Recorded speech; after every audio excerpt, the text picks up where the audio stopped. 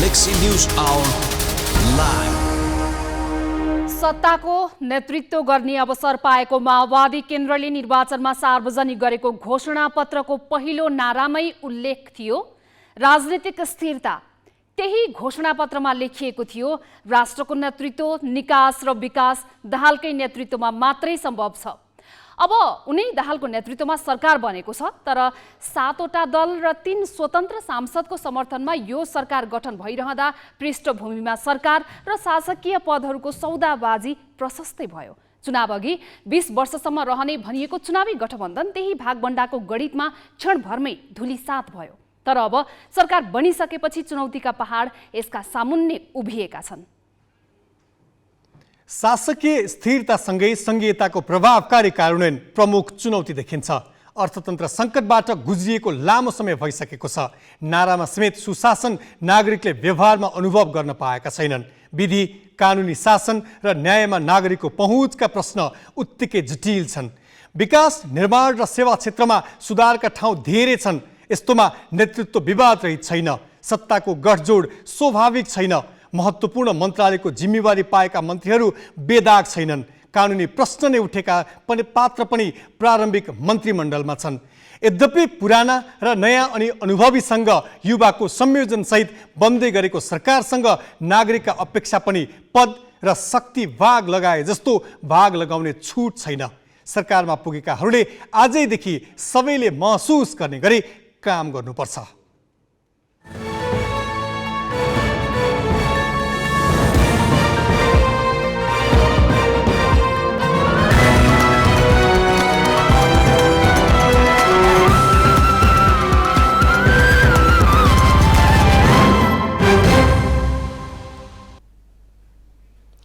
नमस्कार, यो हो गैलेक्सी न्यूज आवर। अब हेडलाइन्स।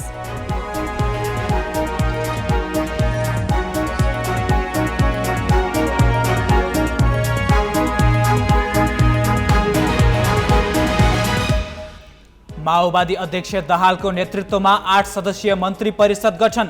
3 जना उपप्रधानमन्त्री, 4 बिना विभागीय मन्त्री नियुक्त। पूर्व सञ्चारकर्मी लामिछानेको राजनीतिमा अपत्यारिलो छलाङ। पार्टी गठनको 6 महिनामै उपप्रधान तथा गृहमन्त्रीको जिम्मेवारी। नागरिकता विवादबारे भन्छन् निर्मम छानबिन गर्न प्रशासन स्वतन्त्र। सङ्घदेखि प्रदेशसम्मै प्रतिपक्षमा बस्नुपर्ने भएपछि काङ्ग्रेसभित्र आरोप प्रत्यारोप। तत्काल नीति महाधिवेशन डाक्न संस्थापन इतर खेमाको माग।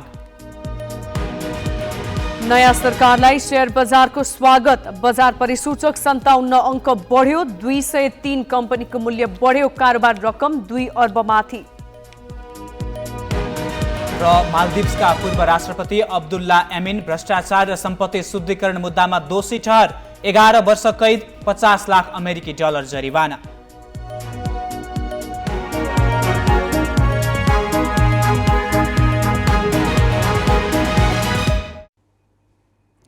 राष्ट्रपति विद्यादेवी भण्डारीले 8 सदस्यीय मन्त्री परिषद गठन गरेकी छन्। नवनियुक्त प्रधानमन्त्री पुष्पकमल दाहालको सिफारिसमा राष्ट्रपतिले मन्त्री परिषद गठन गरेकी हुन्। 3 जनालाई उपप्रधानमन्त्री बनाइएको छ। एमाले उपाध्यक्ष विष्णु पौडेल उपप्रधानमन्त्री सहित अर्थ, माओवादी केन्द्रका वरिष्ठ उपाध्यक्ष नारायण काजी श्रेष्ठले उपप्रधानमन्त्री सहित भौतिक पूर्वाधार र राष्ट्रिय स्वतन्त्र पार्टीका सभापति रवि लामिछानेले उपप्रधानमन्त्री सहित गृहमन्त्री नियुक्त भएका छन्। यस्तै मन्त्री परिषदमा समावेश 3 जना एमाले र 1 जना जनमत पार्टीका हुन्। एमालेका ज्वालाकुमारी शाह, दामोदर भण्डारी र राजेन्द्र राई तथा जनमत पार्टीका अब्दुल खान मन्त्री नियुक्त भए पनि उनीहरूको मन्त्रालय भने तोकिएको छैन। 8 जनामध्ये लामिछाने र राई मन्त्री परिषदमा नयाँ अनुहार हुन्।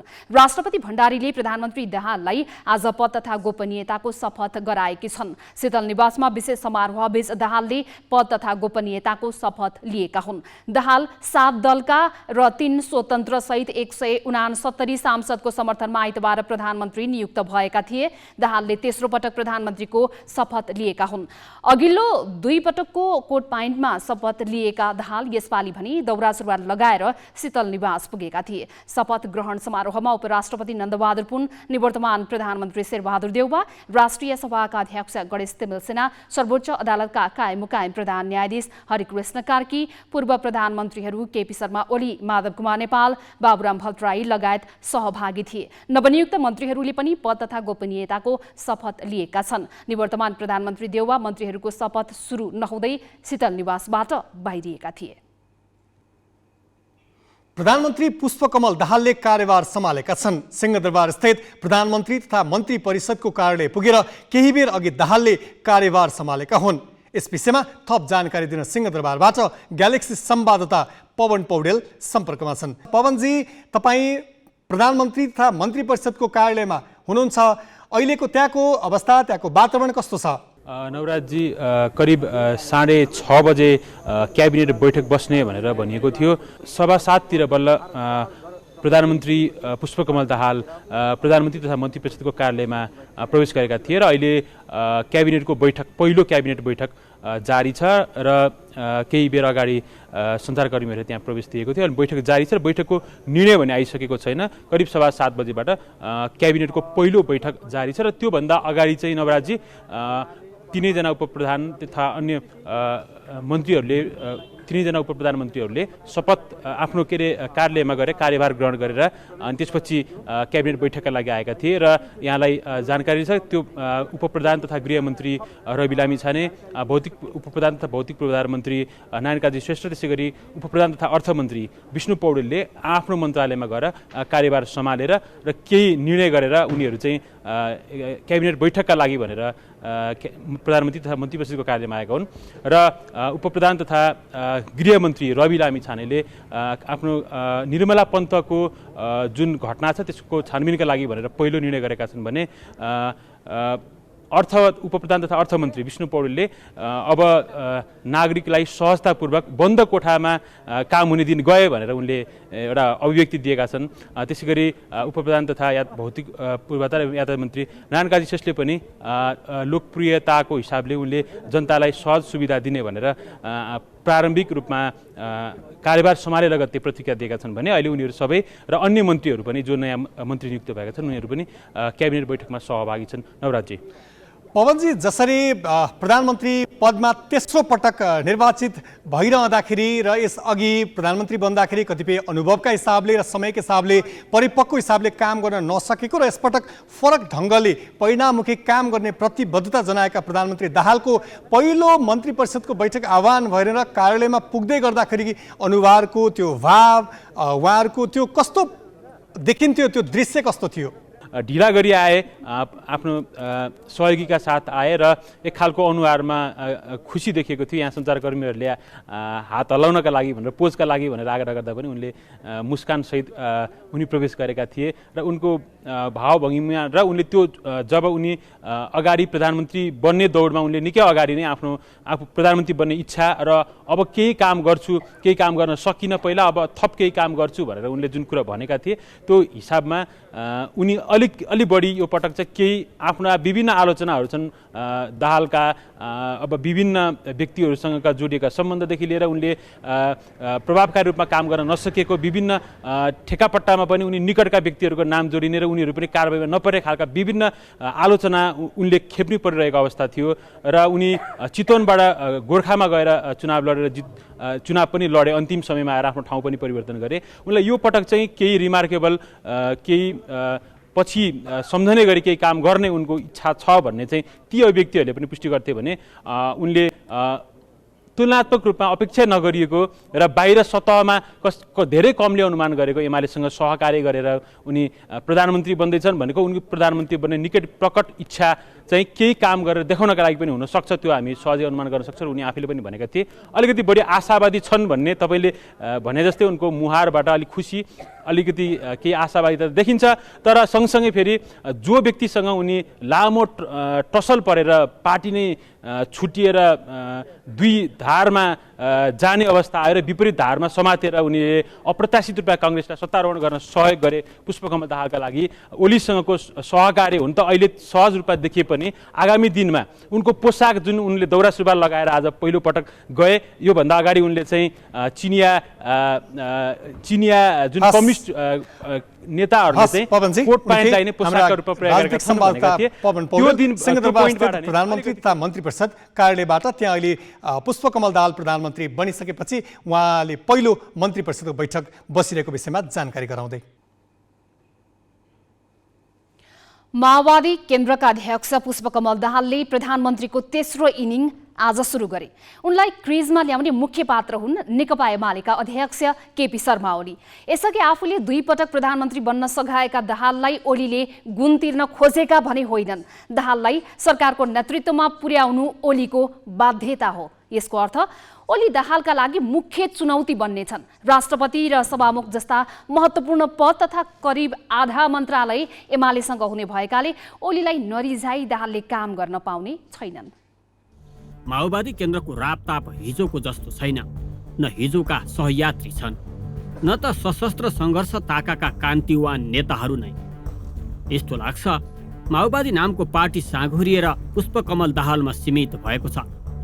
घट्दो जनमत र चुनावी पछि अर्काको साथ लागेर उम्मेदवारी दिनुपर्ने परिस्थितिले माओवादी पार्टीको सिलाउँदो शान शौकतलाई प्रतिबिम्बित गर्छ। माओवादी केन्द्रसँग निराशाको खबर मात्र छैन, सुखद परिदृश्य पनि छन्। माओवादी केन्द्रका अध्यक्ष दाहाल आज पनि राजनीतिको केन्द्रभागमा छन्। पहिलो संविधान सभादेखि दाहाल किङमेकरको भूमिकामा रहे। चाहे एमालेका तत्कालीन अध्यक्ष धरनाथ खनाललाई प्रधानमन्त्री बनाउन होस्, चाहे केपी ओलीलाई 2 पटक सरकारको नेतृत्वमा पुर्याउन दाहालकै भूमिका रह्यो।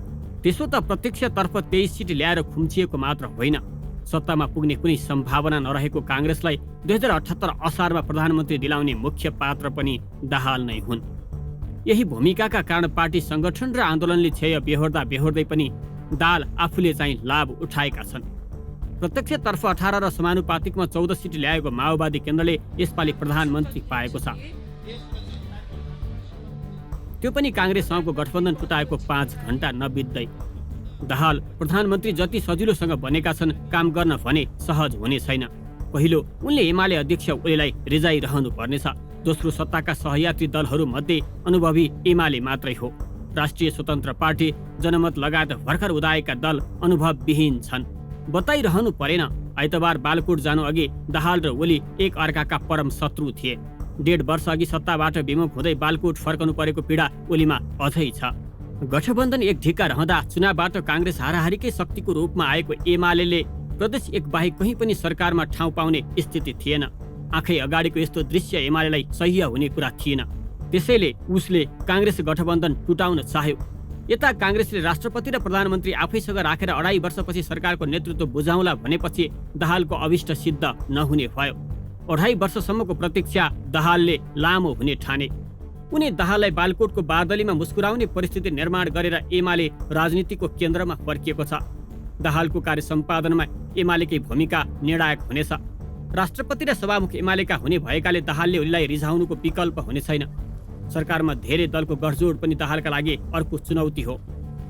उनलाई 169 सांसदले समर्थन गरे पनि त्यसमा माओवादीको हिस्सा 19% मात्र हो। मन्त्रालयको भागभण्डा र अरू पदमा छलफल हुनै बाँकी छ। यसमा ओली कतिको सहयोगी बन्छन्, त्यसले पनि दाहालको आगामी दिन तय हुनेछ। दाहाल आफूलाई गणतन्त्र र संघीयताका जननी भन्छन्, तर उपप्रधानमन्त्री सहित गृह मन्त्रालयको जिम्मेवारी पाएका स्वतन्त्र पार्टीका सभापति रवि लामिछाने संघीयता विरोधी हुन्। दाहाललाई सरकारको नेतृत्वमा पुर्याउन सहयोग गरेको 14 सिट सहितको राप्रपा त गणतन्त्र नै विरोधी हो। मधेसमा नयाँ शक्तिको रूपमा उदाएको जनमत पार्टीको भूमिकाले पनि दाहालको भविष्य निर्धारण गर्नेछ। अब एमालेको प्रमुख चुनौती नै हिजो जुन एउटा गठबन्धन बनेको थियो, त्यो गठबन्धनलाई चाहिँ कसरी किसिमले त्यसलाई चाहिँ कसरी निष्क्रिय बनाउने भन्ने थियो। त्यो हदसम्म चाहिँ एमाले आज सफल भएको पनि देखिन्छ र नयाँ किसिमको एउटा वाम गठबन्धनको निर्माण भएको छ। अब वाम गठबन्धनलाई चाहिँ हिजो पनि वाम गठबन्धनको निर्माण भएको थियो। हिजोका दिनमा पनि वाम गठबन्धनभित्र आन्तरिक समस्याहरू धेरै देखेका थिए। त्यो समस्याहरू आउने दिनमा नदेखिएला भन्न सकिँदैनन्। त्यही भएर अहिलेको प्रधानमन्त्रीको या अहिलेको सरकारको सबभन्दा ठुलो चुनौती भनेकै त्यो नेकपा एमाले प्लस नेकपा माओवादी केन्द्र र अरू राजनीतिक दलहरूसँग कसरी अगाडि बढ्छ, सन्तुलन सम्बन्धलाई अगाडि बढाउन सक्छ भन्ने हो। यति हुँदाहुँदै दाहाललाई सजिलो पनि छ। यसअघि ठुलो पार्टी हुँदाहुँदै केन्द्रदेखि तलसम्म सरकार गुमाउनु परेको चोट बोकेको एमाले अब राजनीतिको केन्द्रमा रहिरहन चाहन्छ। 2.5 वर्षपछि आफ्नै नेतृत्वमा सरकार बनाउँदा पार्टीको स्थिति अझै सुधार गर्ने एमाले अपेक्षा हुन सक्छ। सहमति अनुसार यसअघि दाहाललाई सरकार हस्तान्तरण नगर्दा चुकाउनु परेको मूल्य एमाले बिर्सिसकेको छैन। यस्तोमा दाहालले एमालेको सहयोग पाउनेछन्। आगामी निर्वाचनसम्म सहकार्य गर्नका लागि उनले दाहाललाई नबिचकाउने कतिपयको विश्लेषण छ। अक्षर काका, ग्यालेक्सी 4K, काठमाडौँ। वर्षौं पुराना पार्टीले सत्ताको स्वाद चाख्न पाएका छैनन्, तर राष्ट्रिय स्वतन्त्र पार्टी गठनको 6 महिनामै सरकारमा पुग्न सफल भयो। अझ यसका सभापति रवि लामिछाने राजनीतिमा पुराना अनुहार होइनन्। सञ्चार क्षेत्रबाट नाम कमाएका लामिछाने राजनीतिमा होमिएको असार पहिलो सातादेखि मात्र हो।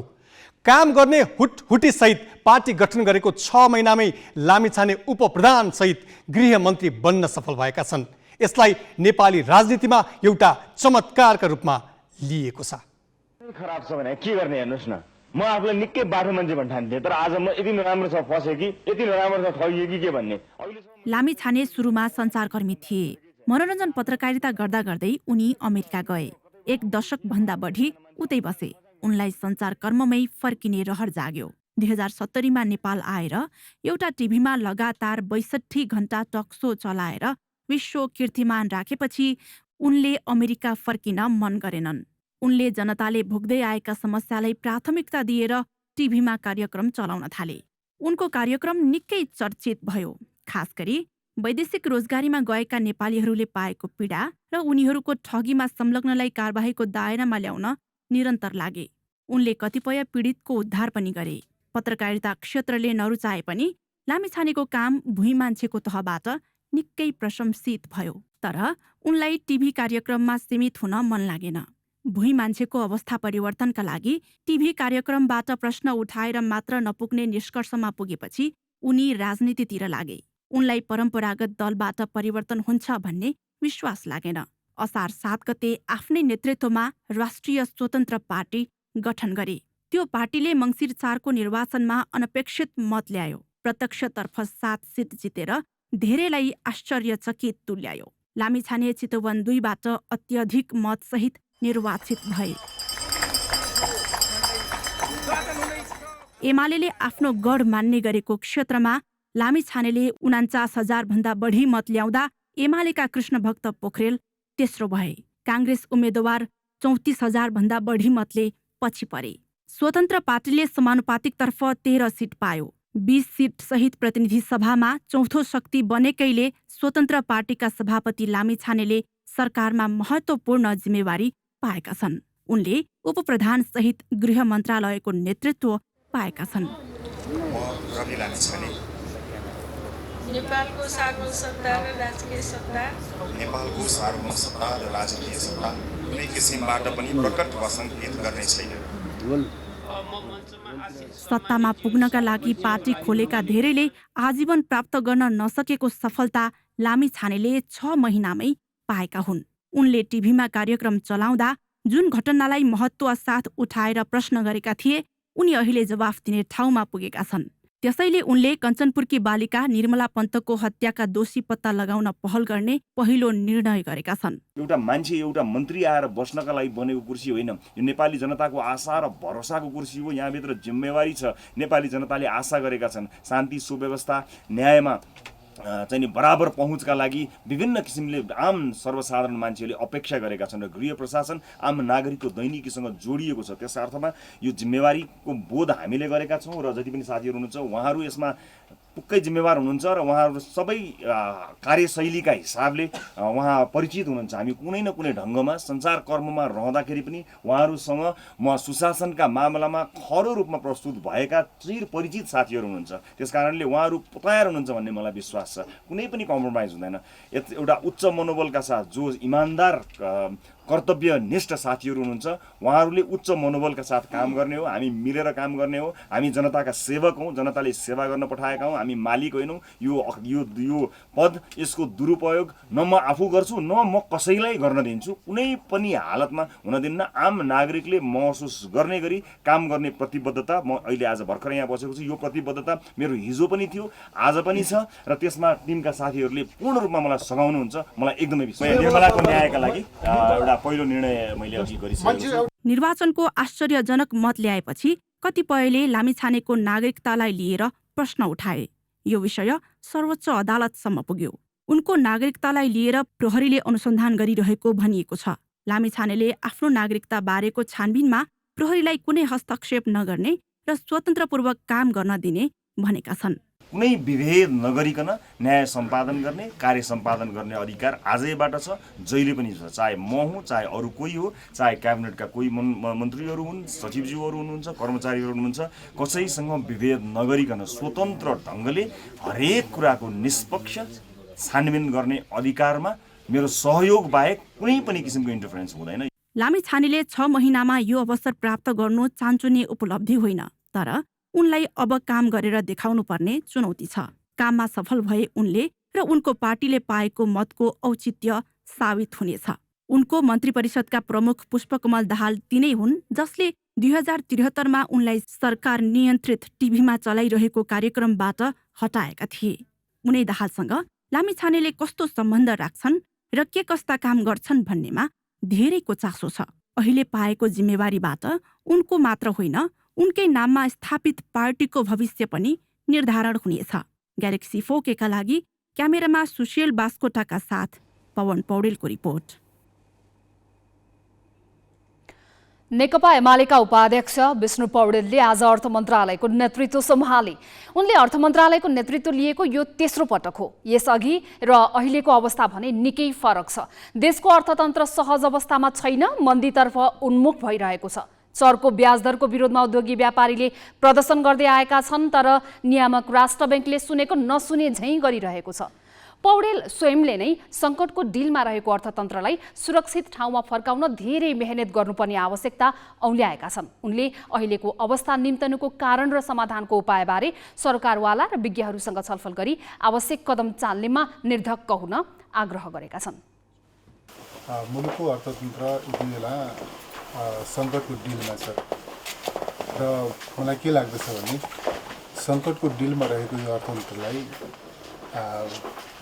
सुरक्षित ठाउँमा फर्काउनका लागि र व्यवस्थित रूपले अगाडि बढाउनका लागि हामीले धेरै ठुलो मेहनत गर्नुपर्ने र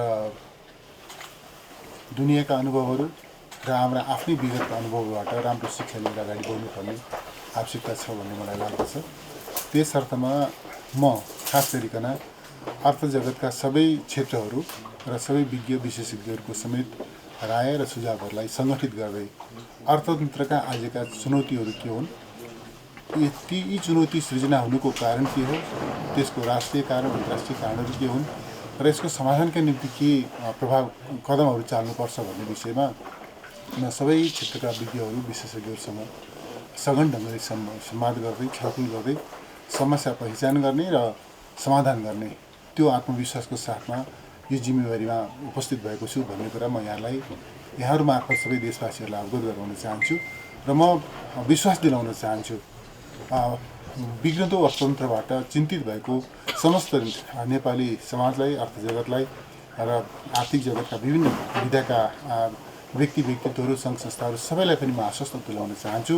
म सबैसँग जीवन्त संवादमा रहेर समस्या पहिचान गर्ने र समाधान खोज्नका निम्ति घनिष्ठ सहकारी गर्ने मेरो आफ्नो एउटा कार्य सम्पादनको एउटा मेरो आदत पनि हो। त्यस हिसाबले नै म काम गर्छु र धेरै चिन्तित नहुनका लागि मुलुकका अर्थतन्त्रका सामुन्नेमा देखा परेका चुनौतीहरू काबु बाहिर छैनन्, तिनलाई समाधान गर्न सकिन्छ र राष्ट्रिय अर्थतन्त्रलाई एउटा सबल ढङ्गले अगाडि बढाउन सकिन्छ भन्ने कुरामा विश्वस्त हुँदै अर्थ मन्त्रालयका सबै सकारात्मक प्रयासहरूमा सहयोग गर्नका लागि, रचनात्मक ढङ्गले सुझाव सल्लाह दिनका लागि र चाहिँ त्यस रूपमा भूमिका निर्वाह गर्नका लागि सबैसँग पनि म हार्दिक रूपमा आग्रह गर्न चाहन्छु। माओवादी केन्द्रका वरिष्ठ उपाध्यक्ष नारायण काजी श्रेष्ठ परराष्ट्र मन्त्री बन्न चाहन्थे, तर प्रधानमन्त्री पुष्पकमल दाहालले भौतिक पूर्वाधार तथा यातायात मन्त्रालयको जिम्मेवारी दिए। यो मन्त्रालयले वार्षिक 1.5 खर्ब रुपियाँभन्दा बढी बजेट परिचालन गर्छ। पूर्वाधारका धेरै जसो आयोजना यही मन्त्रालयले कार्यान्वयन गर्छ, तर समयमा काम नहुनेदेखि गुणस्तरलाई लिएर प्रश्न उठ्दै आएको छ। मन्त्री श्रेष्ठले अनियमितता र भ्रष्टाचार रोकी जनताको जीवनमा परिवर्तन देखिने गरी काम गर्ने प्रतिबद्धता जनाएका छन्। मुख्य उद्देश्य नै हामीले सुशासन कायम गरेर समृद्धिमा फड्को मार्नु हो। यसअघि भएका सबै सकारात्मक कामहरूलाई आत्मसात गर्दै त्यसलाई निरन्तरता दिँदै जहाँ जहाँ कमजोरीहरू छन्, समस्याहरू छन्, ती कमजोरीलाई सच्याउने, समस्याहरूलाई समाधान गर्ने र समृद्धिमा फड्को मार्नु हो। त्यसो गर्दाखेरि भ्रष्टाचारको प्रभावकारी नियन्त्रण र अनियमिततालाई कडाइपूर्वक रोक्नु यसको पहिलो काम हुन्छ। जनताले कमसेकम संविधान, कानुन र नियमअनुसार हुनुपर्ने काम भन्छुन नगरिकन, घुस नखाइकन हुने दिन हामीले दिनुपर्छ। त्यस पछाडि मात्रै हामीले अरू परिवर्तन जनतालाई दिनेको अर्थ रहन्छ। जनताले पहिलो त्यो अपेक्षा गरेको छ। त्यस पछाडि जनताको जीवनमा परिवर्तन हुने गरी शिक्षा, स्वास्थ्य, रोजगारी, खाद्यान्न, आवास, खानेपानी, सडक, बिजुली हामीले चाहिँ उपलब्ध गराउनु पर्ने हुन्छ। र त्यस सन्दर्भमा यो भौतिक योजना तथा यातायात मन्त्रालयको नेपालको सामाजिक आर्थिक संरचनाको गुणात्मक फड्कोमा निर्णायक भूमिका रहन्छ भन्ने कुरा तपाईँलाई थाहा छँदैछ। त्यो दिशामा अहिलेसम्म जति योजनागत रूपमा कामहरू भएका छन् त्यसको समीक्षा गरेर हामीले यसलाई गुणात्मक तीव्रताका साथ अगाडि बढाउने ढङ्गले योजना बनाउँछौँ र कार्यान्वयनमा लैजान्छौँ। पहिलो चरणमा नै प्रधानमन्त्री नबनी नछाड्ने काङ्ग्रेस सभापति शेरबहादुर देउवाको अडानका कारण नेपाली काङ्ग्रेसले सङ्घदेखि प्रदेशसम्म नै सत्ताबाट विमुख हुनु परेको छ। आफ्नै गुटका केही नेता बाहेक पार्टीका पदाधिकारीलाई समेत बेवास्ता गर्दा पार्टीले ठूलो मूल्य चुकाउनु परेको भन्दै सभापति देउवा पार्टीकै नेता कार्यकर्ताको निशानामा परेका छन्। मङ्सिर 4 को निर्वाचन अघि सिट बाँडफाँडमा समेत महत्त्वपूर्ण भूमिका निर्वाह गरेका महामन्त्री गगन थापादेखि अर्का महामन्त्री विश्वप्रकाश शर्मालाई निर्वाचनपछि गठबन्धनका कुनै पनि बैठकमा सहभागी गराइएको थिएन। आधिकारिक मञ्चमा निम्तो नपाएपछि महामन्त्री शर्माले त सामाजिक सञ्जालबाट गठबन्धन जोगाउन माग गरेका थिए। संसदमा सबैभन्दा ठूलो दल भएर पनि पार्टी सरकार बाहिर बस्नुपर्ने स्थिति आएकोमा काङ्ग्रेसका दुवै महामन्त्रीले सभापति शेरबहादुर देउवाको आलोचना गरेका छन्। देउवाले भूमिका नदिएकै कारण गठबन्धन फुट्नबाट जोगाउने अवसरबाट आफूहरू वञ्चित गरिएको उनीहरूको दाबी छ। नेपाली काङ्ग्रेस पार्टीले गठबन्धनको बैठकहरूमा जुन एउटा निर्णायक आफ्नो पोजिसनहरू लियो, त्यो लिनुभन्दा पहिला हुने पार्टीको बैठकहरूमा दुईटा महामन्त्रीको उपस्थिति अनिवार्य थियो। यहाँ पार्टी सभापतिले मात्र होइन, पार्टीको अन्य वरिष्ठ नेताहरूले पनि यो बैठकमा पार्टीको महामन्त्रीहरू हुनुपर्छ, पार्टीको संस्थागत निर्णय हुनुपर्छ भन्ने कुरा सम्झनलाई आवश्यक ठान्नु भएन। त्यसैले हामीहरू भएको भए नेपाली काङ्ग्रेस पार्टीले आज जुन स्थिति भएको छ यो हुने कुराबाट रोक्न सक्थ्यौँ भन्ने कुराको एउटा त्यो खालको आफ्नो मनमा सधैँ रहिराख्ने। पार्टीले आधिकारिक निर्णय गर्ने बैठकमा समेत आफू निकट बाहेकका पदाधिकारीलाई उपेक्षा गर्न थालेपछि महामन्त्रीले यसको समीक्षा गर्न पार्टी केन्द्रीय समितिको बैठकको माग गरेका छन् भने पार्टीमा तत्काल नीति अधिवेशनको समेत माग गरेका छन्। नेपाली काङ्ग्रेस पार्टीभित्र अब तत्कालै हामीहरूको हामी केन्द्रीय समितिको बैठक बस्छौँ, त्यहाँ समीक्षा गर्छौँ। नीति अधिवेशन जुन नेपाली काङ्ग्रेसले गर्ने कुरालाई हामीले पन्छाउँदै गयौँ, यसलाई त्यो ठुलो हाम्रो गल्ती भएको छ। हामी तुरुन्त नीति अधिवेशनमा अब हाम्रो ध्यान त्यतातिर जान्छ। दाहालले साबिकको गठबन्धनबाटै प्रधानमन्त्री बन्न हरसम्भव प्रयास गरेका थिए। सुरुमा 2 वर्ष आफूलाई प्रधानमन्त्री बन्न दिनुपर्ने उनको माग थियो, तर देउवामा स्वयं हुर्किएको दम्भ, उनका वरिपरि रहेर सत्ता र शक्तिको लाभ लिने बानी परेका सहयोगीहरूको घेरा अनि काङ्ग्रेसभित्रको गुटबन्दीको परिणामले नै गठबन्धन भत्किने अवस्था बन्यो।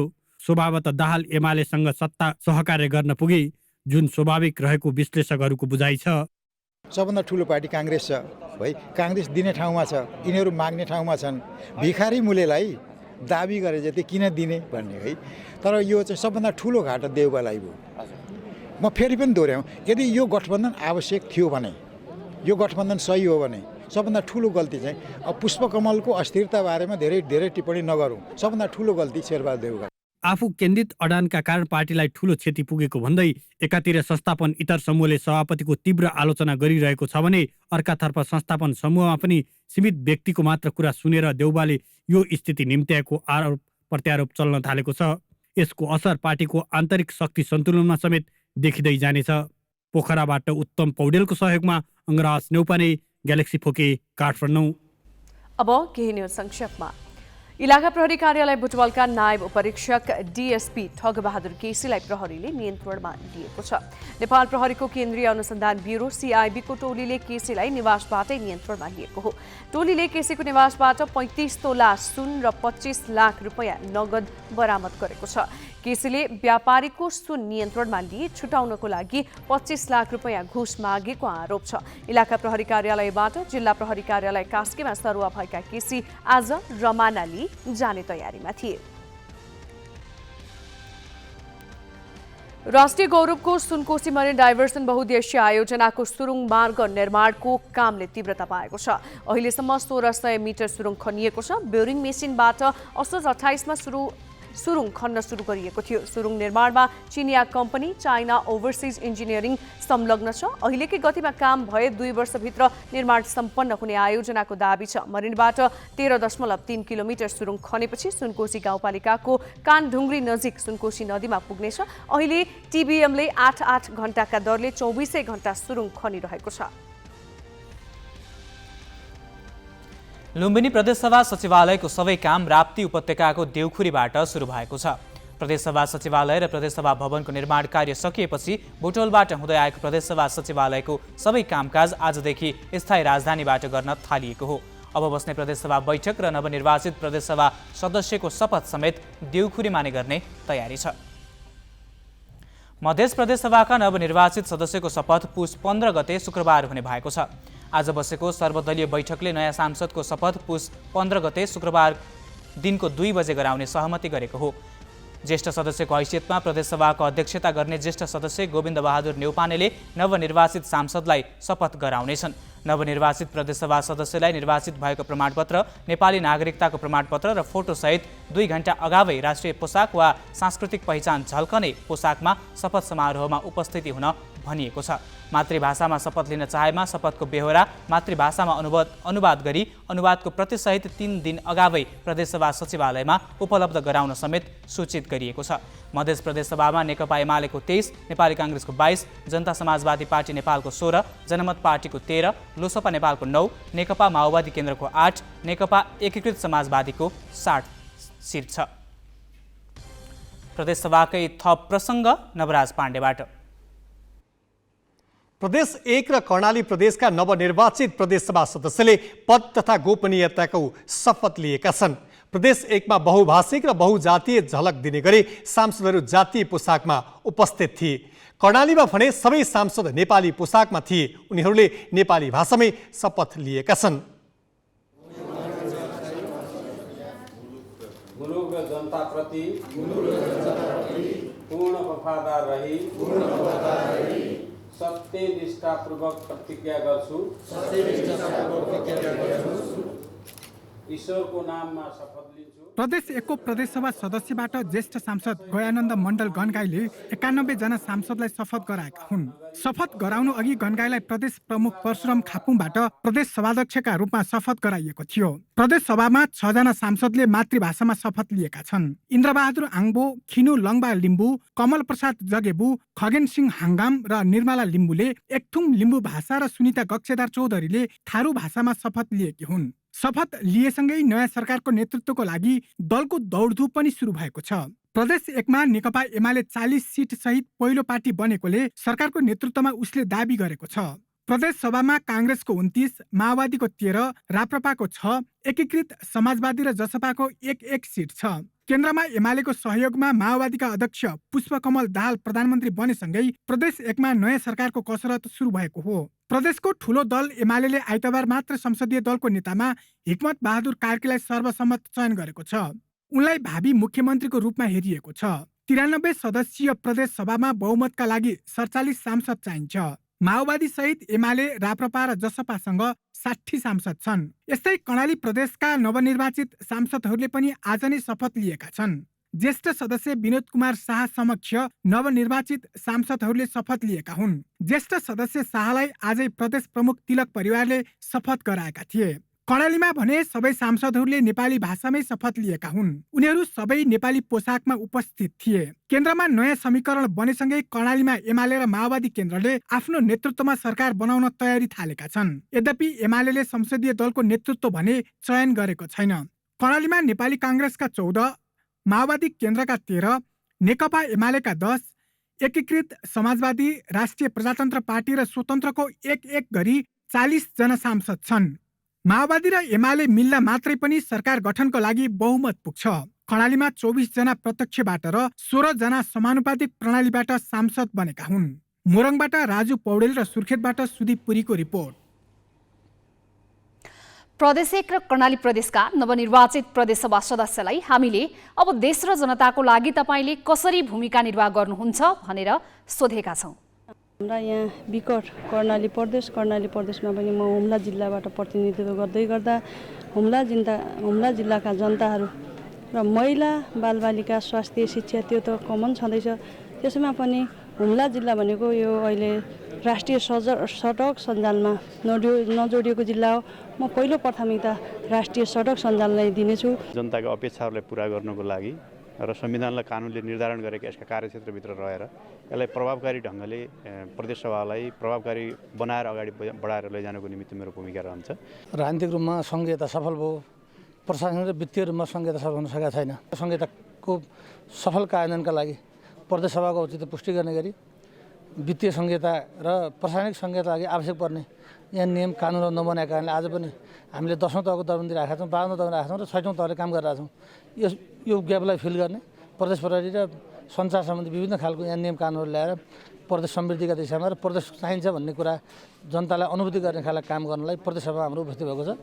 हामी जतिजना मान्य छौँ उहाँको सरसल्लाह अनुसार यो कर्णालीलाई कसरी यसको हरेक कुरा गरिबी न्यूनीकरणदेखि लिएर हरेक कुरा मृत्यु, गर्भवती, सुत्केरी, अपाङ्ग, असहायलाई राम्रो गर्नको लागि उहाँहरूलाई सेवा सुविधा गर्नको लागि हामीले त्यो गर्नेछौँ भन्ने आशा अभिलाषा लिएका छौँ। म देशप्रति इमान्दारपूर्वक भनौँ न भ्रष्टाचार रहितको मुलुक विकासप्रति र विकासलाई जनतासँग जोड्नको निम्ति चाहिँ मैले कर्णाली प्रदेशबाट मैले माननीय भएको छु र यतिमा चाहिँ म प्रतिबद्धता व्यक्त गर्न चाहन्छु। प्रदेशवासीको लागि चाहिँ विशेष गरेर महिलाहरूको विषयमा मेरो भूमिका रहनेछ र पहिलो कुरा चाहिँ मेरो यो 1 नम्बर प्रदेशको नामाङ्कनकै बारेमा मेरो चाहिँ पहिचानसहितको नामाङ्कनको कुरामा मेरो अहम भूमिका रहनेछ। पहिलो कुरा त अब प्रदेशको नाम अहिलेसम्म नामाकरण गर्न सकिएको छैन। अब यसपालि चाहिँ हामी चाहिँ यो प्रदेश सभाको चाहिँ प्रदेशको नामकरण गर्नेछौँ र अरू सँगसँगै विकास, निर्माण, समृद्धि, सुशासनको लागि हामी अगाडि बढ्नेछौँ। बाढीलाई कसरी नियन्त्रण गर्ने मेरो एउटा ध्यानाकर्षण त्यहाँ हुन्छ र सुनसरीमै उद्योग केही सञ्चालन गरेर युवा बेरोजगारी सबैभन्दा ठुलो समस्या युवा बेरोजगारी हो, जो चाहिँ सहन नसक्ने गरी अहिले पनि विदेश गइरहेछन्। अहिले पनि बहुचर्चित एउटा घटना घटेको छ, सानसानो युवाहरू गएको। त्यो युवाहरू बेरोजगारीलाई रोक्नको निमित्त के गर्न सकिन्छ, उद्योग सञ्चालन गर्ने या रुग्ण उद्योगहरू हाम्रै क्षेत्रमा भइरहेको त्यसलाई सञ्चालन गर्ने त्यसतर्फ लाग्छु। म प्रदेश सभासदको जिम्मेवारी एकदम पूर्ण रूपमा निर्वाह गर्छु र प्रदेश सभासदले गर्ने कुरा म प्रदेशभरिका सबै प्रदेशभरिका जनसमुदायलाई विचार गरेर उहाँहरूको भावनालाई चोट नलाग्ने गरी चाहिँ काम गरेर चाहिँ म अगाडि बढ्छु।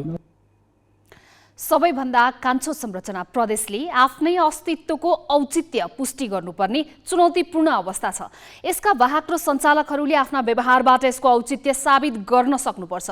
संरचना स्वयंको त के दोष हुन्छ र? अब केही न्यूज संक्षेपमा। मालदिप्सको एक फौजदारी अदालतले पूर्व राष्ट्रपति अब्दुल्ला यामिनलाई भ्रष्टाचार र सम्पत्ति शुद्धिकरण मुद्दामा सजाय सुनाएको छ। एक निजी कम्पनीबाट अवैध रूपमा पैसा लिएको प्रकरणमा दोषी ठहर गर्दै अदालतले उनलाई 11 वर्ष जेल तथा 50 लाख अमेरिकी डलर जरिवाना तोकेको हो। फैसला लगत्तै उनलाई माफुसी द्वीपमा रहेको उच्चस्तरीय राजनैतिक बन्दीलाई राखिने जेलमा राखिएको छ। उनीमाथि 3 वर्ष अघि रिसोर्ट विकास अधिकारको दुरुपयोग गर्दै राज्य कोषको 10 लाख डलर अपव्यय गरेको आरोपमा 5 वर्षको जेल सजाय र 50 लाख डलर जरिवाना तोकिएको थियो। सन् 2018मा सत्ता गुमाएका यामिनलाई 2020मा घरमै नजरबन्दमा राखी महिनौपछि रिहा गरिएको थियो।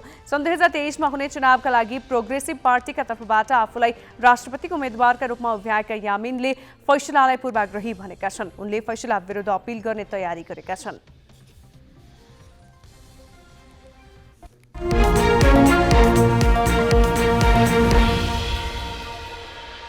शेयर बजारले नयाँ सरकारलाई स्वागत गरेको छ। केही समय यथास्थिति जस्तै शेयर बजार परिसूचक आज 57 अङ्कले बढेको छ। एमाले उपाध्यक्ष विष्णु पौडेल अर्थमन्त्री बन्ने खबर बाहिरिएपछि नेप्से कारोबार सुरु भएदेखि नै बढेको हो। पौडेल शेयर बजार मैत्री मानिन्छन्। उनले उप प्रधानमन्त्री सहित अर्थमन्त्रीको रूपमा कार्यभार सम्हालेका छन्। उनी यसअघि 2 पटक अर्थमन्त्री भएकामा 2 पटक नेप्सेले उकालो यात्रा तय गरेको थियो। नेप्से आज बढेर 1924 अङ्कमा पुगेको छ। आज 203 कम्पनीको शेयर मूल्य बढेको छ। यस्तै 2 अर्ब 8 करोड 70 लाख रुपियाँको शेयर किनबेच भएको छ। विद्युतीय बाइक तथा स्कुटर नेपालमै एसेम्बल हुन थालेको छ। ग्रिन वाहनले चीनबाट पाट पूर्जा ल्याएर एसेम्बल थालेको हो। एसेम्बल प्लान्टका लागि कम्पनीले 2 करोड लगानी गरेको छ। कम्पनीले पहिलो लटमा 25 स्थान बाइक तथा स्कुटर बनाइसकेको छ। पहिलो चरणमा स्कुटरमा होराइजन र रोभर नामका 2 मोडल बजारमा ल्याएको छ भने बाइकतर्फ सल, रफ्तार र स्टालियन रहेका छन्। स्कुटर र बाइकले पूर्ण चार्जमा अधिकतम 140 र न्यूनतम 100 किलोमिटर रेन्ज दिने कम्पनीको दाबी छ।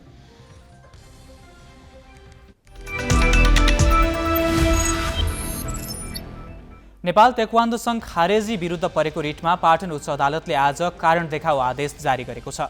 सङ्घका अध्यक्ष प्रकाश शमशेर राणाले दायर गरेको रिटमा प्रारम्भिक सुनवाईपछि न्यायाधीश राज्यलक्ष्मी बज्राचार्यको इजलासले कारण देखाउ आदेश जारी गरेको हो। अन्तरिम आदेशबारे छलफल गर्न अदालतले दुवै पक्षलाई बोलाएको छ।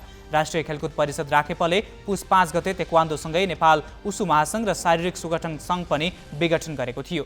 त्यसअघि गत साउनमा राखेपको 113औं बैठकले उपाध्यक्ष शिव कोइरालाको संयोजकत्वमा खेल सङ्घ विवाद समाधान समिति गठन गरेको थियो। सोही समितिको प्रतिवेदनलाई आधार मानी राखेपले यो निर्णय लिएको थियो। विराटनगर सुपर किङ्सलाई रोमाञ्चक खेलमा 5 विकेटले हराउँदै जनकपुर रोयल्सले नेपाल टी20 लिगमा लगातार दोस्रो खेल जितेको छ। पहिले ब्याटिङ गरेको विराटनगरले 19 ओभर 5 बलमा सम्पूर्ण विकेट गुमाउँदै 140 रन बनायो। सिकन्दर राजाले सर्वाधिक 38, रोहित पौडेलले 32 र हुसेन तलातले 28 रन बनाए। ललित राजवंशीले 4 ओभरमा 1 मेडन सहित मात्र 8 रन खर्चेर 5 विकेट लिए। 141 रनको लक्ष्य जनकपुरले 5 विकेटको नोक्सानीमा अन्तिम बलमा पुरा गर्यो। चार्डविक वाल्टनले अभिजित 69 रनको पारी खेले। कप्तान ट्रेभन ग्रिफिथले 25 रन जोडे। विराटनगरको यो लगातार दोस्रो हार हो। लिगको अर्को खेलमा फारम वेस्ट युनाइटेडले काठमाडौँ नाइट्सलाई 4 विकेटले हराएको छ। पहिले ब्याटिङ गरेको काठमाडौँ नाइट्स 20 ओभरमा सम्पूर्ण विकेट गुमाउँदै मात्र 98 रनमा समेटियो। एलेक्स ब्लेकले अभिजित 45 रन बनाए। बाँकी 10 खेलाडीले 53 रन मात्र जोड्न सके। कप्तान ज्ञानेन्द्र मल्लले 13 र सन्तोष कार्कीले 12 रन बनाए। 8 खेलाडीले दोहोरो अङ्कमा रन बनाउन सकेनन्। उमेर अलीले 3 तथा भुवन कार्की तथा हस्मुल्लाह साहिदीले 2-2 विकेट लिए। 79 रनको सहज विजय लक्ष्य पुरा गर्न फारम वेस्टले 19 ओभर 1 बलसम्म कुर्नु पर्यो। 6 विकेटको नोक्सानीमा लक्ष्य पुरा गर्ने क्रममा हसमतुल्लाह साहिदीले अभिजित 50 रनको पारी खेले। अनिल खरेलले 2 विकेट लिए। काठमाडौँको यो पहिलो हार हो। दुवै टोलीसँग सम्मान 2-2 अङ्क छ। नयाँ सरकार बनेसँगै निवर्तमान मन्त्रीहरू विदा भएका छन्। आज विदाई भएका मन्त्रीहरूले आफ्नो कार्यकाल सफल भएको दावी गरेका छन्। यस सम्बन्धी प्रसङ्ग स्मृति मल्लबाट। नयाँ सरकार बनेसँगै निवर्तमान मन्त्रीहरू विदा भएका छन्। संसदीय निर्वाचनमा पराजय भोगेका मन्त्रीहरू पनि मन्त्रालय सम्हालिरहेका थिए। आज विदाई भएका मन्त्रीहरूले आफ्नो कार्यकाल सफल भएको दावी गरेका छन्। सोमबार शीतल निवासमा नयाँ मन्त्रीहरूको शपथ कार्यक्रम चलिरहँदा सिंहदरबारका मन्त्रालयमा भने शेरबहादुर देउबा नेतृत्वका मन्त्रीहरूको धमाधम विदाई कार्यक्रम भइरहेको थियो। उनीहरूले मन्त्रालयको नेतृत्व सफलतापूर्वक सम्हालेको दावी गरेका छन्। गृहमन्त्री बालकृष्ण खाँडले सीमित साधन स्रोतको भरमा उल्लेखनीय काम भएको जिकिर गरे। उनले नयाँ राजनीतिक गठबन्धन फेरबदल हुनुलाई सामान्य रूपमा लिनुपर्ने समेत अर्थ्याए। सरकार निर्माण गर्ने प्रक्रियामा केही परिवर्तन पनि भएको छ, गठबन्धनमा परिवर्तन पनि भएको छ। यसलाई अब देशले सहजतापूर्वकै लिनुपर्छ। चालु आर्थिक वर्षको बजेट बनाउने क्रममा अनाधिकृत व्यक्ति घुसाएर करको दर हेरफेर गरेको गम्भीर आरोप खेपी छानबिनमा परेका अर्थमन्त्री जनार्दन शर्माले कठिन समयमा पनि अर्थ मन्त्रालयको सफलतापूर्वक नेतृत्व लिएको बताए। उनले आफ्नै पालामा आर्थिक वृद्धि दर सुधार गरेको दावी गरे। र मैले यस मन्त्रालय सम्हाल्दै गर्दाखेरिको आर्थिक वृद्धि दर 4.25% थियो। आर्थिक वर्ष 88-79 मा आर्थिक वृद्धि दर चुनौतीहरूको आर्थिक वर्षमा हामीले 8% लक्ष्य राखेका छौँ, तर 6% भन्दा आकलन रहेको छ।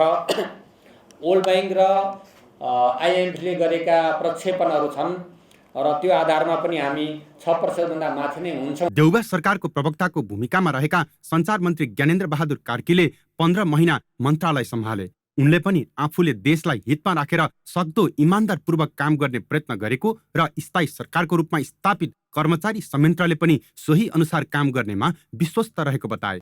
बदलिँदो परिस्थितिमा देशलाई केन्द्रमा राखेर, नेपाली जनतालाई केन्द्रमा राखेर अगाडि बढ्नुपर्छ। सबैको आफ्नो ठाउँ छ। तपाईहरुले स्थायी सरकारको रूपमा त्यो काम पूरा गर्नुपर्दछ। त्यस्तै पर्यटन मन्त्री जीवराम श्रेष्ठ र श्रम मन्त्री शेर बहादुर कुँवरले पनि मन्त्रालयबाट आजै बिदा भएका छन्। कार्की, शर्मा र कुँवर पुनः निर्वाचित सांसद हुन् भने खाँड श्रेष्ठले यो पटकको संसदीय निर्वाचनमा पराजय भोगेका छन्। मिलन बुढाथोकी, ग्यालेक्सी फोके, काठमाडौँ।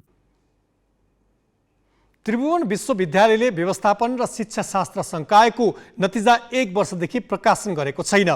स्नातक तहकै नतिजा ननिकाली स्नातकोत्तर तहको भर्ना खोलेको छ। यस्तो बेला विद्यार्थीहरू आफ्नो भविष्य नै अन्योलमा परेको भन्दै चिन्तामा डुबेका छन्। तर विश्वविद्यालय नेतृत्व भने समयमा नतिजा सार्वजनिक गर्ने भन्दा सोभियोको निर्वाचन गर्ने तयारीमा व्यस्त छ। त्रिभुवन विश्वविद्यालयले पुस 5 गते मानविकी तथा सामाजिक शास्त्र संकाय, व्यवस्थापन, शिक्षा शास्त्र, विज्ञान तथा प्रविधि शास्त्र संकायको स्नातकोत्तर तह प्रथम सेमिस्टरको नयाँ भर्ना खोलेको छ। सूचना अनुसार पुस 5 गतेदेखि माघ 4 गतेभित्र विद्यार्थी भर्ना भइसक्नुपर्नेछ। विश्वविद्यालयले माघ 22 गतेदेखि कक्षा नै सञ्चालन गर्न सबै आङ्गिक क्याम्पसहरूलाई निर्देशन समेत दिएको छ। तर भर्ना हुनुपर्ने विद्यार्थी चाहिँ कहाँबाट ल्याउने हो भन्ने ठेगान छैन। किनभने स्नातकोत्तर तह भर्नाको लागि योग्य विद्यार्थी स्नातक तहको परीक्षा नतिजाबाट मात्र टुङ्गो लाग्छ। त्रिवीले गत वर्ष लिएको व्यवस्थापन संकायको 4 वर्षे बीबीएस परीक्षाको नतिजा प्रकाशन गरेको छैन। शिक्षा संकायको 3 वर्षे बीएडको दोस्रो र तेस्रो वर्षको नतिजा पनि सार्वजनिक भएको छैन।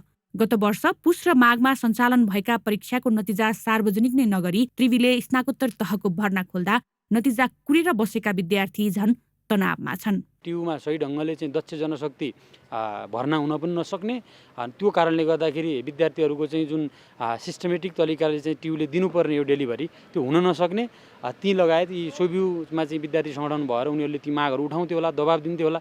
अब अहिले त पदाधिकारीलाई चाहिँ कसले दबाब दिने, उहाँहरू नै अब चाहिँ सर्वेसर्वा भएर बस्नु भएको छ। त्रिवीले शैक्षिक पात्रो अनुसार नै स्वतन्त्र विद्यार्थी सङ्गठन सोभियुको निर्वाचन गराउन पनि भर्ना खोलेको जनाएको छ। तर यस विषयमा त्रिवीका रेक्टर शिवलाल भुषाल र रजिस्ट्रार पेशल दाहालले कुनै प्रतिक्रिया दिन मानेनन्। परीक्षाको नतिजा किन सार्वजनिक भएन भन्नेमा परीक्षा नियन्त्रक पुष्पराज जोशीसँग न कुनै जवाफ छ न त जवाफदेहिताको भाव नै देखिन्छ। यता नतिजा समयमा नै सार्वजनिक गर्न नसकेको त्रिवी विद्यार्थीका दलीय संगठनका प्रतिनिधिसँग सोभियु निर्वाचनबारे छलफलमा समय व्यतीत गरिरहेको छ।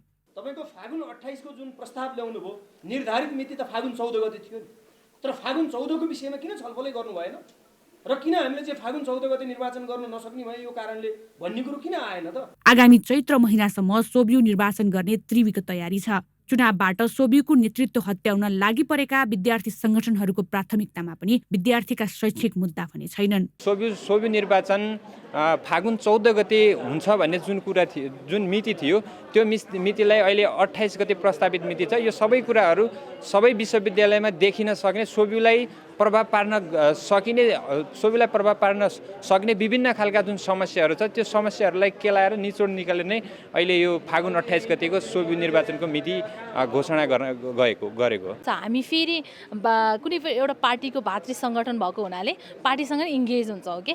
अब हजुरलाई त थाहै छ देशमा हिजै मात्रै के घट्यो होइन। अब हाम्रो सरकार ढलेर चाहिँ अब माओवादीको सरकार आइरहेको छ। अब यो कुरालाई चाहिँ अब पार्टीभित्र एउटा किसिमको छलफल भइरहेको छ। अब के गर्ने र नेभी सङ्घ भातृ सङ्गठनहरूलाई कसरी अझै कमिटी फुलफिल गर्ने, त्यसपछि एउटा किसिमको हामीले चाहिँ एजेन्डा बनाएर अगाडि बढ्छौँ। परीक्षा लिएको 1 वर्षसम्म पनि नतिजा सार्वजनिक नगर्नु त्रिवीको गैर जिम्मेवारीपन हो। त्यसमाथि तल्लो तहको नतिजा ननिकाली उपल्लो तहको भर्ना खोल्नु त लापरवाहीको पनि पराकाष्ठ हो।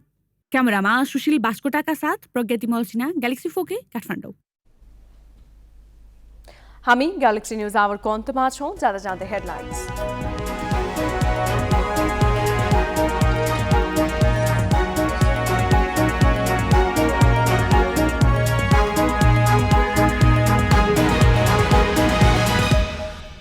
माओवादी अध्यक्ष दाहालको नेतृत्वमा 8 सदस्यीय मन्त्री परिषद गठन, 3 जना उप प्रधानमन्त्री, 4 बिना विभागीय मन्त्री नियुक्त। पूर्व सञ्चारकर्मी लामिछानेको राजनीतिमा अपत्यारिलो छलाङ, पार्टी गठनको 6 महिनामै उपप्रधान तथा गृहमन्त्रीको जिम्मेवारी, नागरिकता विवादबारे भन्छन् निर्मम छानबिन गर्न प्रशासन स्वतन्त्र। सङ्घदेखि प्रदेशसम्मै प्रतिपक्षमा बस्नुपर्ने भएपछि काङ्ग्रेसभित्र आरोप प्रत्यारोप, तत्काल नीति महाधिवेशन डाक्न संस्थापन इतर खेमाको माग। नयाँ सरकारलाई शेयर बजारको स्वागत, बजार परिसूचक 57 अङ्क बढ्यो, 203 कम्पनीको मूल्य बढ्यो, कारोबार रकम 2 अर्ब माथि। र मालदिप्सका पूर्व राष्ट्रपति अब्दुल्ला यामिन भ्रष्टाचार र सम्पत्ति शुद्धिकरण मुद्दामा दोषी ठहर, 11 वर्ष कैद, 50 लाख अमेरिकी dollar जरिवाना।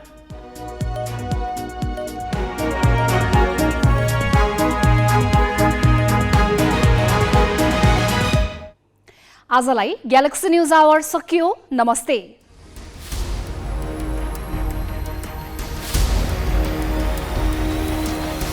This is Galaxy News Hour Live.